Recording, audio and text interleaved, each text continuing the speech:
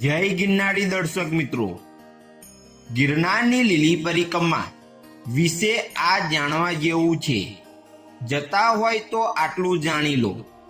જય ગિરનારીના નાદથી ગુંજી ઉઠશે ગિરનાર. ગિરનારની લીલી પરિક્રમાનો પ્રારંભ. લીલી પરિક્રમામાં જોડાવા લાખોની સંખ્યામાં શ્રદ્ધાળુઓ ગિરનારમાં. આપણા ધાર્મિક ગ્રંથોમાં ઘણી જગ્યાએ જે તે સ્થળની પ્રદક્ષિણા કરી હોય તેવો ઉલ્લેખ વાંચેલો છે.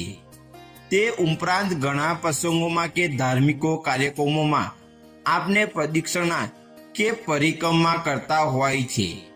આજે આપણે આવી જ ધાર્મિક પરિક્રમા વિશે વાત કરીશું. આ પરિક્રમામાં લાખોની સંખ્યામાં શ્રદ્ધાળુઓ જોડાય છે. દર વર્ષ કરાતી આ પરિક્રમા દિવાળી પછી શરૂ થાય છે. ગિરનારની લીલી પરિક્રમા અંગે જાણતા પહેલા આપણે એ જાણી લઈએ કે પરિક્રમા એટલે શું. ભારતમાં ધાર્મિક સ્થળની પરિક્રમા કે પ્રદક્ષિણાનું ખૂબ જ મહત્વ છે. તીર્થસ્થળની જમણી તરફથી ડાબી તરફ ગોળાકાર દિશામાં પગપાળા ચાલવાની પ્રક્રિયા એટલે પરિક્રમા કે પ્રદક્ષિણા કહેવામાં આવે છે. પ્રદક્ષિણા કે પરિક્રમા દ્વારા શ્રદ્ધાળુઓ જે તે સ્થળ કે મંદિરમાં રહેલી શ્રદ્ધા અને વિશ્વાસને સામાન આપે છે. પરિક્રમા સદીઓથી ચાલી આવતી પ્રથા છે. હિન્દુ અને જૈન ધર્મનું તેનું આગનું મહત્વ છે. ગિરનારની લીલી પરિક્રમા હિન્દુ અને જૈન ધર્મમાં સૌથી પવિત્ર પર્વત તરીકે ગિરનારની તુલના થાય છે. હિમાલય કરતાં પણ પહેલા ગિરનારના અતિતત્વો હિન્દુ શાસ્ત્રોમાં ઉલ્લેખ જોડાઈ શકાય છે. આ પર્વત હિન્દુ અને જૈન ધર્મોમાં અનેક મંદિરો આવેલા છે. તે સાથે જ ગિરનાર હિન્દુ અને જૈન ધર્મનું મહત્વનું આસ્થાનું કેન્દ્ર છે. ગિરનારની લીલી પરિક્રમા પ્રાચીન કાળથી ચાલી આવી છે. કદ પુરાણમાં કૃષ્ણએ પણ આ પરિક્રમા કરી હોવાનું ઉલ્લેખ મળ્યું છે. ગિરનારમાં દર વર્ષે કારતક સુદ 11થી પૂનમ સુધી લીલી પરિક્રમાનું આયોજન થાય છે. આ પરિક્રમા લાખોની સંખ્યામાં શ્રદ્ધાળુઓ ભાગ લે છે. લીલી પરિક્રમા અંદાજે 17 કિમી લાંબી છે, જે ગિરનારના ગાઢ જંગલોમાંથી પગપાળા ચાલી પૂર્ણ કરવામાં આવે છે. કહેવાય છે કે ગિરનારમાં 33 કરોડ દેવી દેવતાઓ, 52 વીર, 64 જોગણીનો નવનાથ વસેલા છે. લીલી પરિક્રમા કરી શ્રદ્ધાળુઓ તેમના આશીર્વાદ અને આશીષ મેળવે છે. લીલી પરિક્રમા દરમિયાન ગિરનારનું વાતાવરણ ભક્તિમય બની જાય છે. તેમજ જય ગિરનારીના નાદથી વાતાવરણ ગુંજી ઉઠે છે. આ લીલી પરિક્રમા ભવનાથની તળેટીથી શરૂ થઈ 36 કિમીનું અંતર કાપી ભવનાથની તળેટીમાં પૂર્ણ થાય છે.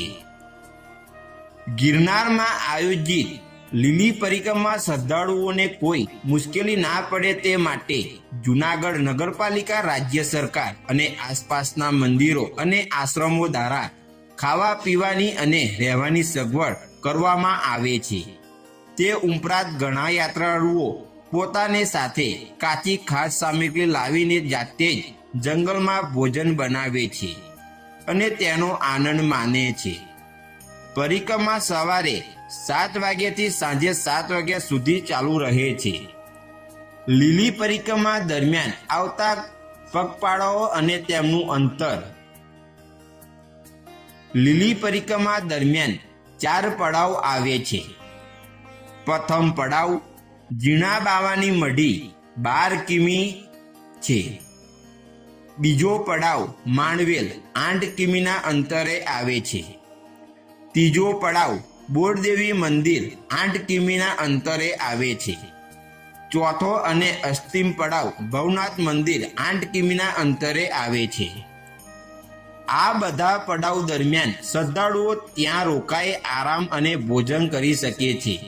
આ બધા સ્થળોએ યાત્રાઓ માટે બધી જ સુવિધાઓ હોય છે, જેથી યાત્રાળુઓને કોઈ પણ પ્રકારની તકલીફ ન થાય, આટલું ધ્યાન રાખવું.